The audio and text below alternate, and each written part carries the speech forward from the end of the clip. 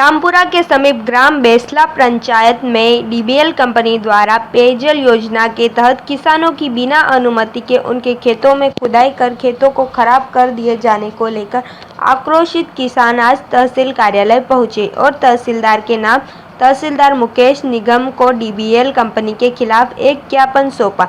ज्ञापन में किसानों ने मांग की है कि कंपनी द्वारा मनमाने ढंग से उनकी बिना अनुमति के उनके खेतों में अंधाधुंध खुदाई कर दी गई है, जिसके कारण खेतों में जल भराव की स्थिति निर्मित हो गई।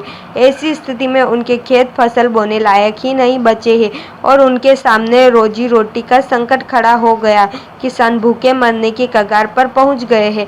किसानों ने तहसीलदार महोदय से बिगाड़े गए खेतों का उचित मुआवजा देने की मांग की। विशेष डीबीएल द्वारा खेतों में जो लाइन निकाली गई है उससे खेतों में जो नुकसान हुआ है, दलदल बना दिया खेतों को।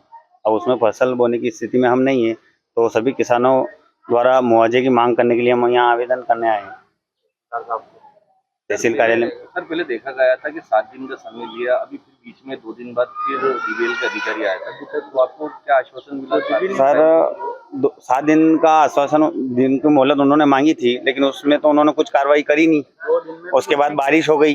अब बारिश में अब वो अभी 2 दिन मांग रहे हैं, वहाँ वाहन कैसे ले जाएंगे? कीचड़ बना दिया, दलदल बना दिया कि वो जो वाहन जाएगा वही वहाँ रह जाएगा, वो तो और हालत खराब करेगा वहाँ के खेतों की। आज आपने तहसील में ज्ञापन दिया, तो क्या आश्वासन मिला तहसीलदार?